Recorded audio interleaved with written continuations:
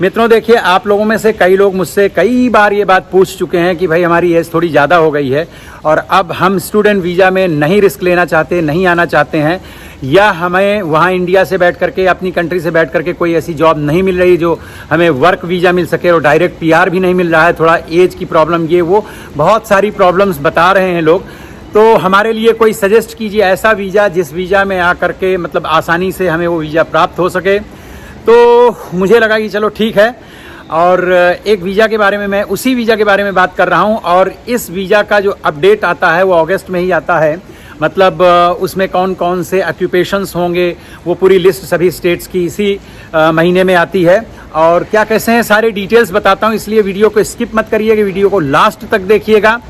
नमस्कार बंधुओं, मैं हूं आपका मित्र शक्ति पांडे, सिडनी ऑस्ट्रेलिया से, और स्वागत करता हूं अपने यूट्यूब चैनल पर। मित्रों आज थोड़ा सा बैड लक कहूँगा मैं, ये वीडियो मैं थर्ड टाइम रिकॉर्ड कर रहा हूँ।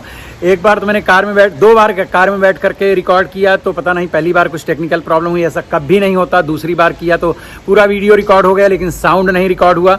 और अभी जहाँ मैं खड़ा हुआ हूँ इस वक्त पैरामाटा रिवर साइड में, यहाँ पर मैं एक बार ये वीडियो रिकॉर्ड कर चुका लेकिन पता नहीं फिर वो रिकॉर्ड ही नहीं हुआ। बारिश भी हो रही है, मैं वॉक करने आया था तो मुझे लगा यहीं पर रिकॉर्ड कर लेता हूँ, ऑफिस के अंदर कौन बैठेगा। तो लाइट वगैरह सब करना पड़ता है, यहाँ बाहर ओपन में बढ़िया लाइट वगैरह मिल जाती है। तो चलिए देर ना करते हुए और बात कर लेते हैं इस वीज़ा की। तो इस वीज़ा का नाम है स्टेट स्पॉन्सर वीज़ा। वीज़ा सब क्लास है 491। इसकी एलिजिबिलिटीज़ क्या क्या है पहले वो जान लीजिए कि यहाँ ऑस्ट्रेलिया के सभी स्टेट्स की अपनी आती है एक्यूपेशन लिस्ट, जो कि अगस्त में ही अपडेट होती है। उसके अकॉर्डिंगली ही किस स्टेट में किस एक्यूपेशन के कितने लोग चाहिए, वो सारे नंबर ऑफ द पीपल, वो सब फेडरल गवर्नमेंट को जब सूचना मिलती है उसके अनुसार उतनी सीट्स जो हैं, मतलब उतने वीज़ा के लिए जो है तो सीट्स आती हैं मार्केट में, फिर सभी लोग अप्लाई करते हैं और जो लोग लकी हैं उनको मिल जाता है। अब लकी के पीछे है कि अगर आप इनकी जो भी रिक्वायरमेंट्स हैं उस वीज़ा से रिलेटेड, उस ऑक्यूपेशन से रिलेटेड अगर सारी चीज़ें आप फुलफिल कर पाते हैं तो डेफिनेटली फिर वो आपको वीज़ा मिल जाता है।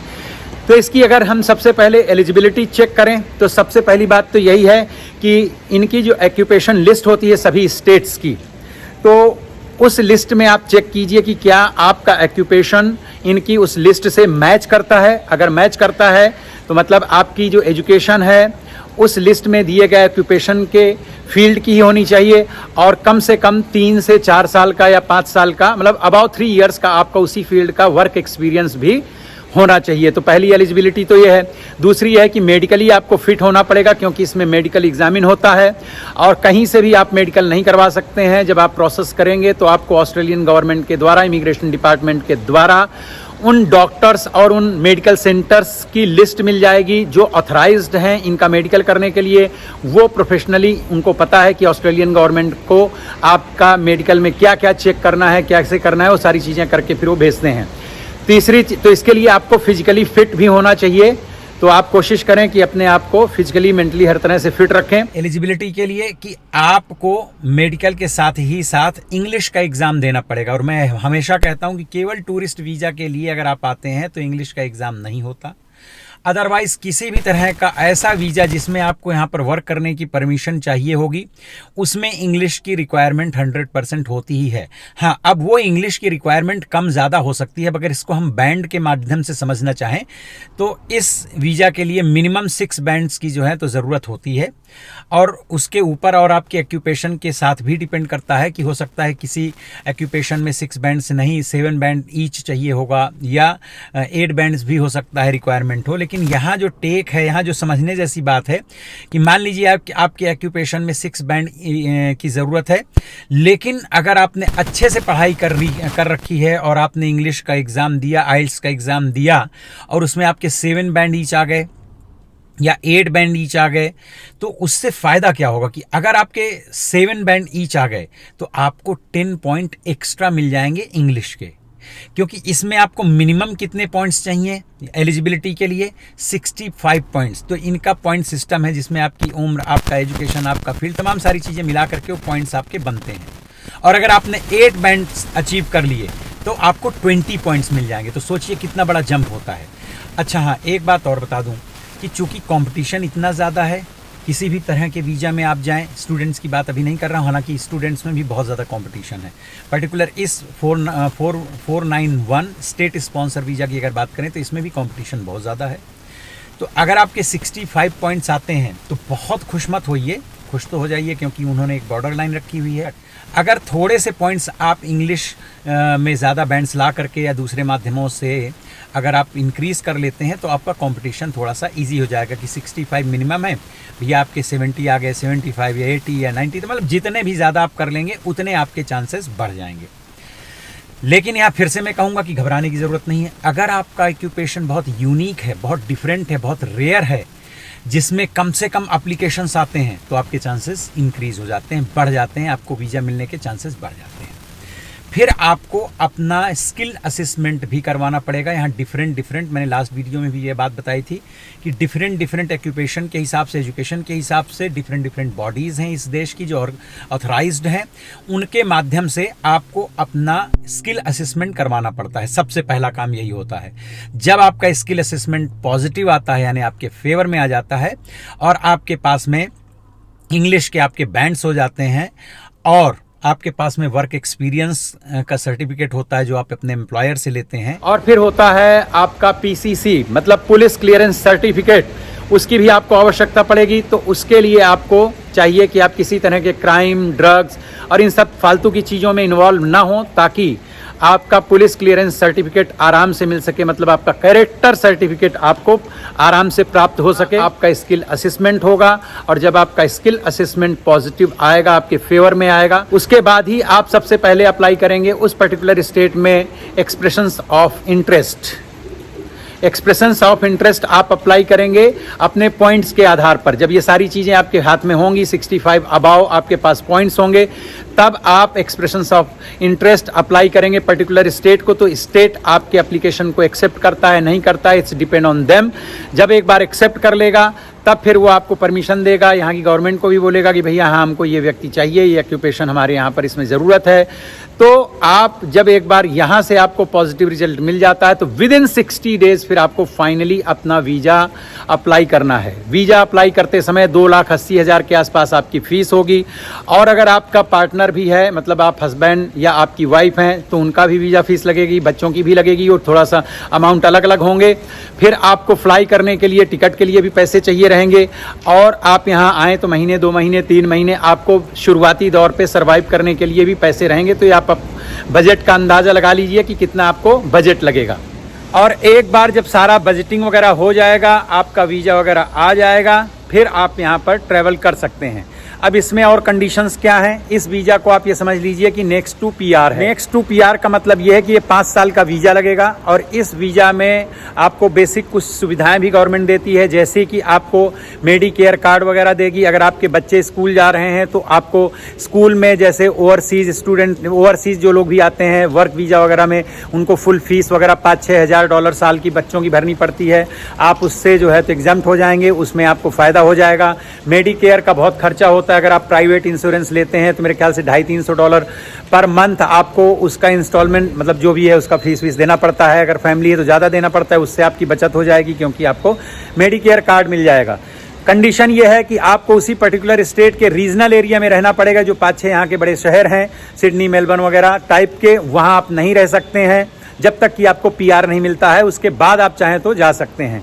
तो 3 साल तक आपको वहाँ रहने का अपना प्रमाण देना पड़ेगा। प्रमाण में आपको जैसे कि आपका हाउसिंग एग्रीमेंट बनता है, जहाँ भी किराए का घर वगैरह लेंगे, आपका बिजली का बिल वगैरह होता है। आप अगर नौकरी करेंगे, ऑफ कोर्स 3 साल रहेंगे तो नौकरी तो करेंगे ही, तो वहाँ की अपनी सैलरी स्लिप वगैरह होती है। यही सारी चीज़ें मिला करके, कुल मिला जुला करके 3 साल पूरा होने के बाद आप जो है तो जब अप्लाई करेंगे वीज़ा, तो बहुत कम टाइम में, और वीज़ा 99% आपको पीआर आ जाएगा। पीआर का मतलब होता है परमानेंट रेजिडेंसी वीज़ा। वो एक बार मिल गया तो उसके बाद फिर आप सिटीजन हो जाएंगे। हाँ, फिर आप एक बार जब पीआर मिल जाएगा तो आप फ्री होंगे कि आप किसी भी स्टेट में, शहर में, जहाँ भी रहना चाहें रहें। लेकिन यहाँ की भी गवर्नमेंट बेवकूफ़ नहीं है, 3 साल तक आपको रखती इसलिए उस पर्टिकुलर एरिया में, ताकि आप वहाँ रह करके 3 साल में सेट हो जाएं। आपके पास नौकरी, घर, मकान सब आप जब कर लेंगे तो फिर दूसरी जगह कोई ज़्यादा जल्दी से मूव करता नहीं। हम लगभग इसी टाइप का वीज़ा था, हमारा भी स्टेट स्पॉन्सर वीज़ा था 16 साल पहले, और हम एडिलेड आए थे। लेकिन हम एडिलेड से जो है, हमारे टाइम पे थोड़ी कंडीशंस अलग थी, डिफरेंट थी। यहाँ पर भी अभी पहले कुछ दिनों तक ऐसा था कि आपको 3 साल का रेजिडेंस देना था, प्लस आपको मतलब पैसे वगैरह भी कमाने थे, लेकिन अब वो सब एग्जम्प्ट कर दिया है, केवल रहने का ही प्रमाण देना है। तो हमारे टाइम पे थोड़ी कंडीशंस अलग थी, क्योंकि यहाँ की गवर्नमेंट हर साल 2 साल 3 साल में वीज़ा सब क्लास बदल देती है, थोड़ी बहुत कंडीशंस बदलती रहती है और फिल्टर करते रहते हैं उनकी ज़रूरत के हिसाब से। तो इसमें फ़िलहाल यही है कि ये स्टेट स्पॉन्सर करेगा, कोई भी स्टेट हो सकता है इनका, न्यू साउथ वेल्स हो सकता है, वेस्टर्न ऑस्ट्रेलिया हो सकता है, साउथ ऑस्ट्रेलिया हो सकता है, क्वींसलैंड हो सकता है, या विक्टोरिया हो सकता है, कोई भी स्टेट हो सकता है। तो आप सभी की चेक लिस्ट में जाइए, आप इनके ऑक्यूपेशन की लिस्ट चेक कीजिए, डिमांड लिस्ट चेक कीजिए और उसके अनुसार अपना देखिए कि आपकी एलिजिबिलिटी क्या है। पेपर कोई भी फ्रॉड मत लगाइएगा, सही लगाइएगा। कोई परेशान होने की जरूरत नहीं है। आप देखिए 3-4 साल का इनका रिकॉर्ड निकाल करके देखिए, जो ऑक्यूपेशन हमेशा बना रहता हो, क्योंकि हर साल अगस्त के आसपास जब ये अपडेट करते हैं लिस्ट, तो कुछ ऑक्यूपेशंस उसमें से निकल जाते हैं, कुछ नए ऐड हो जाते हैं, लेकिन कुछ ऑक्यूपेशंस ऐसे हैं जो हमेशा बने रहते हैं। तो आप अगर कन्वीनियंट आपको फील हो रहा हो तो आप ऐसी प्रोफाइल बना सकते हैं कि आप उस पर्टिकुलर जो हमेशा रहता है ऑक्यूपेशन, उससे रिलेटेड कुछ पढ़ाई करें और 2-3 साल 4 साल की अपना जो है तो वर्क एक्सपीरियंस वगैरह बना लें और उसके हिसाब से फिर आगे चल करके आप जो है यहाँ पर ट्राई कर सकते हैं। और अगर आपका सब कुछ ठीक रहता है तो इससे बढ़िया कोई वीज़ा नहीं है। इसमें एज लिमिट भी ज़्यादा है। नॉर्मल अगर आप वीज़ा पीआर का अप्लाई करते हैं तो 35 के अंदर होनी चाहिए आपकी उम्र। इसमें 45 ईयर्स तक के ओल्ड व्यक्ति भी मतलब अप्लाई कर सकते हैं, तो ये एक फ़ायदा है। दूसरे और भी इसमें कई प्रकार के फ़ायदे हैं, मतलब काफ़ी गवर्नमेंट जो है तो इसमें हेल्पफुल होती है इस पर्टिकुलर वीज़ा के लिए, क्योंकि इनको कंट्री साइड को भी डेवलप करना है। उसके हिसाब से मतलब मुझे लगता है इससे और कोई बेहतर वीज़ा नहीं हो सकता है। अगर आप वर्क वीज़ा लेके आते हैं, या जैसे कि मैंने इसके पहले भी बताया हुआ है कि हॉलीडे एंड वर्क वीज़ा है वो 1 साल का मिलता है, खैर उसका भी 3 साल का एक्सटेंशन हो जाता है, हर साल आप इसको एक्सटेंशन कराना पड़ता है। लेकिन उन सबको आपको जो पीआर कन्वर्ट करना हो तो बहुत काफ़ी डिफ़िकल्टीज़ आपको फेस करनी पड़ती हैं। लेकिन इस वीज़ा में ऐसा कुछ नहीं है, ये नॉर्मल एक बार अगर आपको मिल गया तो समझिए आप बहुत लगी हैं और आप डायरेक्ट पीआर ही आ रहे हैं, ऐसा फील करते हुए पीसी प्राउड के साथ में आइएगा। तो ये कुछ बातें थी इस वीज़ा से रिलेटेड, मुझे लगा कि आपको बतानी चाहिए। अगर आपको ये इन्फॉर्मेशंस और इस वीज़ा से रिलेटेड जानकारियाँ अच्छी लगी हों तो आप भी मतलब कमेंट करके बताइएगा कि क्या आप ऐसी कोई कोशिश कर रहे हैं, क्या आपका प्रोफेशन जो है इसमें ऑक्यूपेशन जो है मैच करता है, या आपकी क्या प्लानिंग्स हैं, आप कमेंट करके बताइएगा। मित्रों के साथ में शेयर कीजिएगा। अगर वीडियो अच्छा लगा हो तो चैनल को सब्सक्राइब कीजिए, लाइक ज़रूर कीजिएगा, कमेंट करके बताइएगा। और मित्रों, जैसा कि मैं अपने हर वीडियो में इन्फॉर्मेशन के बाद में थोड़ा बहुत जो है व्लॉग से रिलेटेड मतलब आसपास का कुछ एरिया दिखाता हूँ, वो भी आप ज़रूर देखिए अगर आपका मन करे और ठीक लगे, अच्छा लगे वीडियो तो आप कमेंट करके बताइएगा। स्कूल की तरफ से फ़ोटो वगैरह खींचे जाते हैं ना स्कूल के क्लास के पूरे, तो कैसे दिखाऊँ जो अच्छा दिखे। तो वो फ़ोटोज़ वगैरह खींचे थे, तो पांडे जी ने ऑनलाइन उसी फ़ोटो से कैसे क्या एक कप, अंशिका बोली मेरा लास्ट ईयर है यहाँ का तो बनवाइए। तो ये अभी जो है तो पोस्ट बाय पोस्ट हम घर से निकल ही रहे थे तो वो कुरियर वाले ने डिलीवर किया। ये देखें अभी डब्बा वब्बा वैसे ही का वैसे ही है। अभी अंशिका को मैंने इसके बारे में बताया नहीं है, पर जब दोपहर में उसको लेके जाऊंगा लाइक उसकी क्लास, तब उसको दिखाऊंगा तो बहुत खुश हो जाएगी।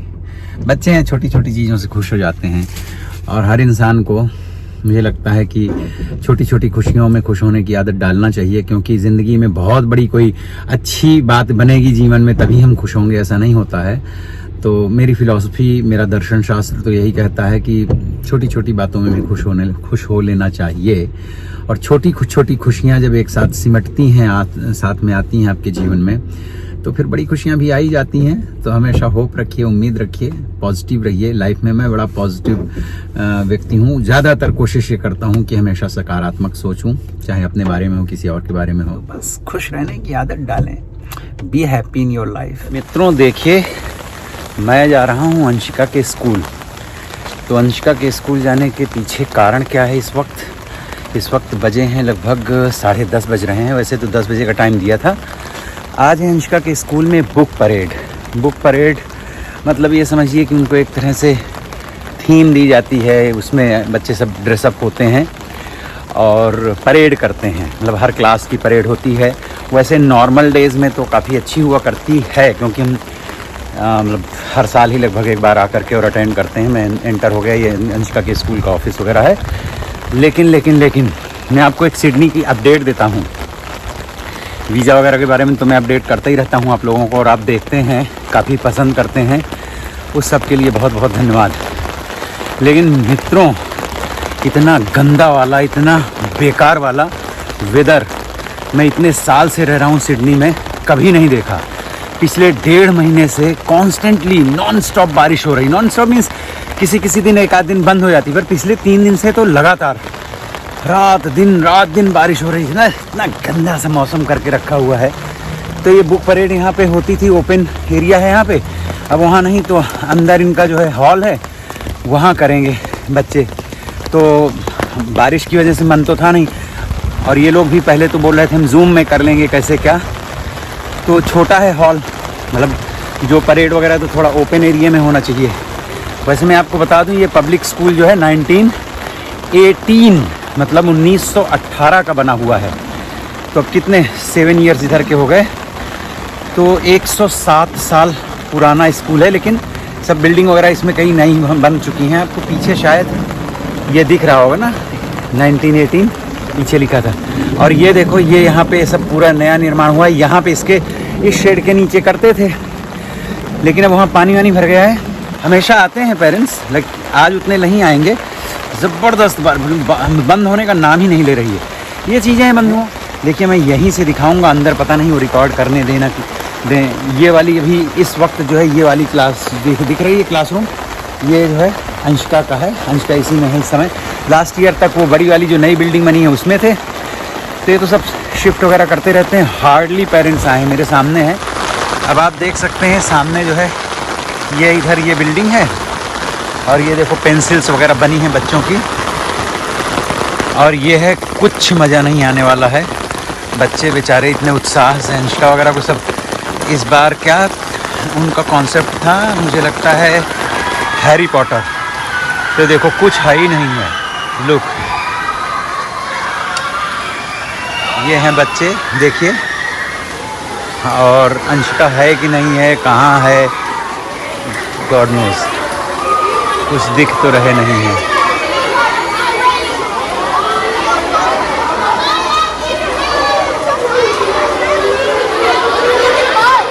ये अंशिका को मैं आपको जूम करके अपने ये ड्रेस पहना हुआ है, अच्छी लग रही है। आप लोग मुझे बताइए कि कैसी साउंड बहुत शोर बहुत हो रहा है, शोर कर रहे हैं बच्चे। हो गई क्या परेड? हाँ, हो गया। तुम्हारा हो गया? कैसा रहा? तो यहाँ तो मज़ा ही नहीं आ रहा होगा, छोटी सी जगह है, परेड कैसे होगा? हैं? Did you enjoy? पापा बहुत लेट हो गए बारिश की वजह से ना, घर से अम्मा को लेके आया। वाह, लुकिंग ग्रेट। तो अभी कितने टाइम चलेगा ये सब? अभी तो ऑलमोस्ट ख़त्म होने वाला है। कितने बजे शुरू हुआ था? 10 o'clock शुरू हो गया था। ओके, चलो और कुछ है इसके बाद की क्या है प्रोग्राम?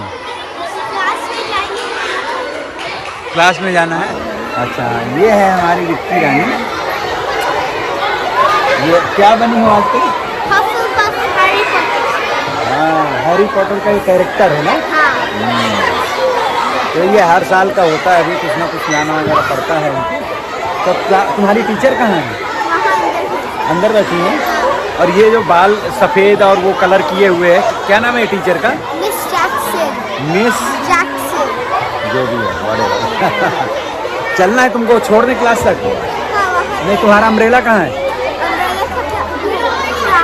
तो क्लास चलना है अभी या रुकना है तुमको? क्लास चलना है तो पापा का अम्ब्रेला है। हैं? ये क्लास तुम्हारी है क्या खड़ी है? चलो, हाँ हाँ, अच्छा। तो मित्रों देखो इस तरह से भैया ये एक छोटा सा इवेंट, मैं लेट हो गया। अंशिका ने बताया कि 10 o'clock को शुरू हो गया था, टाइम भी दे रखा था। बहुत हार्डली पेरेंट्स आए हैं, मतलब ना के बराबर। तो बारिश में कैसे क्या है, सारा कुछ जो है तो गड़बड़ हो जाता है मामला। एक चीज़ मैं आपको यहाँ पर दिखाता चलूँ, विषयांतर्गत है। ये देखिए मित्रों, Rose Hill public school, library, canteen, hall, ये सब कुछ हिंदी गुजराती दोनों ही भाषाओं में लिखा है। इंग्लिश में तो लिखा ही है, और इधर की लैंग्वेजेस तो मुझे नहीं पता, लेकिन एक शायद तो चाइनीज़ या कोरियन होगी। बाकी ये देखो पुस्तकालय, कैंटीन, हॉल, ये सब कुछ हिंदी में भी लिखा है। तो मैंने आपको ये क्यों दिखाया, क्योंकि आए दिन जो है हम अपने यहाँ पर ये चीज़ें देखते हैं कि इस स्कूल में हिंदी बोलने पे बच्चों को पनिश कर दिया गया, या हिंदी में बात करना, हिंदी में लिखना, मतलब कुछ भी local languages, it's not just Hindi, मतलब मराठी या किसी दूसरी भाषा में जो लोकल लैंग्वेज है, नहीं जस्ट इंग्लिश, ऐसा नहीं है यार। सभी भाषाओं का सम्मान होना चाहिए। ये देखो फॉरेन है, ऑस्ट्रेलिया है, सिडनी है, यहाँ के स्कूलों में इस तरह से जो है हिंदी का भी मतलब उपयोग और प्रयोग केवल स्कूलों में नहीं, बहुत जगहों में इस तरह से किया जाता है। और इतना ही नहीं, बच्चा टीका लगा के आए, हाथ में कलावा पहन करके आए, ट्रेडिशनल कपड़े पहन के आए, दीपावली वगैरह में तो ये प्रॉपर ऑर्गेनाइज करते हैं। कुछ भी हो, सबको बहुत अच्छे से उत्साहित ढंग से जो है लेते हैं। कुछ मुस्लिम बच्चियां हैं वो हिजाब वगैरह पहनती हैं, मतलब बुरखा नहीं पर हिजाब, पता नहीं मुझे, हो सकता है मैं गलत बोल रहा हूँ, मुझे न पता हो, लेकिन वो जो सिर में कपड़ा वगैरह बांधते हैं उसको क्या बोलते हैं, तो वो इस तरह का करते हैं। तो इट्स ऑल राइट, कोई इसमें ऑब्जेक्शन लेता नहीं है यहाँ पे। तो इसी को तो फिर कहते हैं ना कि like open society, liberal society. खैर एनीवेज, इस बारे में मुझे पता है, मैंने कहा तो बहुत थोड़ा सा है, लेकिन अगर ये मैंने एडिट नहीं किया और वीडियो में एज इट इज़ डाल दिया तो आप लोगों में से कुछ कमेंट बहादुर लोग निकलेंगे और उल्टे सीधे कमेंट करेंगे। और अगर मुझे टाइम मिला और मैंने देख लिया तो फिर मैं क्या करता हूँ, मैं कुछ करता नहीं हूँ, मैं भैया बस हाइड कर देता हूँ। जवाब देने का तो टाइम है नहीं मेरे पास में, और फिर अगर जवाब देना होगा तो पहले मैं उन मित्रों को जवाब दूंगा जो मुझे अच्छे कमेंट्स करते हैं, तो मेरी प्रायोरिटी में तो वो हैं। और जो नेगेटिव कमेंट्स करते हैं उनके लिए क्या ही कुछ लिखना सुनना। ये है मतलब इतने साल पुराना, 107 साल पुराना स्कूल, यहाँ पर प्राइमरी स्कूल है ये, पब्लिक स्कूल, और यहाँ पे किंडरगार्टन भी है। इधर इस साइड में अंशिका 1 साल यहाँ पे भी आई है। अब इस साल ये अंशिका का लास्ट ईयर है। इसके बाद में अब हमारी अंशिका माता का एडमिशन अभी प्रोसेस चल रहा है, कई जगहों में ट्राई कर रहे हैं, देखते हैं कहाँ पर मिलेगा। हालांकि उसने सिलेक्टिव के लिए भी दिया हुआ है, एग्ज़ाम दिया है, उसने तैयारी भी की थी, लेकिन बहुत हार्ड होता है, बहुत मुश्किल होता है। होगा तो होगा, नहीं होगा तो फिर कहीं ना कहीं तो एडमिशन हो ही जाएगा। कहते हैं ना, भगवान ने अगर पेट दिया है तो फिर मुंह दिया है तो खाना भी, अन्न भी देता है भगवान। तो इस देश में ऐसा तो है नहीं कि पढ़ाई लिखाई के लिए स्कूल न मिले, बस वही होता है कि थोड़ा मन मुताबिक कोई स्कूल मिल जाता है तो एक बीइंग अ पेरेंट्स आपको एक सेटिस्फेक्शन मिलता है। तो वेदर बहुत गंदा है। आज अंशिका की अभी बास्केटबॉल की क्लास भी है शाम को, तो उसको फिर लेकर के यहाँ से डायरेक्ट मैं जाऊँगा। तो मित्रों, अगर वीडियो को आपने लास्ट तक देखा है तो बहुत बहुत हृदयपूर्वक आपको धन्यवाद। चैनल को अगर अभी तक आपने सब्सक्राइब नहीं किया है तो प्लीज़ चैनल को सब्सक्राइब कर लीजिए, लाइक कीजिए, कमेंट करके बताइएगा कि आपको वीडियोस कैसे लगते हैं, और वीडियो को शेयर कीजिए मित्रों के साथ में, दिखाइए ऑस्ट्रेलिया के स्कूल कैसे होते हैं, यहाँ की लाइफ कैसी है। कुछ बंधु जो हैं इतने अच्छे प्यारे कमेंट्स करते हैं कि दिल खुश हो जाता है पढ़ करके। तो आप सभी लोगों का बहुत हृदयपूर्वक बहुत आभार, बहुत धन्यवाद। ये है देखिए मित्रों, नीचे हैरिस पार्क रेलवे स्टेशन। मतलब सिडनी भी मुंबई की तरह ही है, मतलब पत्थरों को काट करके थोड़ा सा हीली है ये। मतलब जब ये ट्रेन का ट्रैक वगैरह बना होगा सैकड़ों साल पहले आई बिलीव, तभी भी ये देखो हम लोग ऊपर चल रहे हैं और ये नीचे है पहाड़ी काट करके। कल रात चला गया था दोस्तों के साथ में बाहर, जाने का मन नहीं था, बारिश हो रही थी, पर लोगों के था कि मौसम बहुत अच्छा है, चलते हैं थोड़ा सा। लेट नाइट आया, काफ़ी लेट नाइट आया, मतलब लगभग 3 बजे के आसपास आया। फिर 3 बजे ये देखो एकदम हैरिस पार्क रेलवे स्टेशन ना काफ़ी ज़्यादा, कहाँ ऐसे करें तो पूरा रंगीन सा हो गया है, लेकिन बहुत अच्छा कलरफुल उसको जो है तो बनाया है। लिफ्ट वगैरह सब लग गई है हैरिस पार्क में, स्टेशन में हो गए मेरे ख्याल से। अभी तो रिनोवेट होकर के भी 2-3 साल हो गए इसको, स्टेशन को। तो ब्रिज के ऊपर 4 घंटे की पार्किंग मिल गई भैया।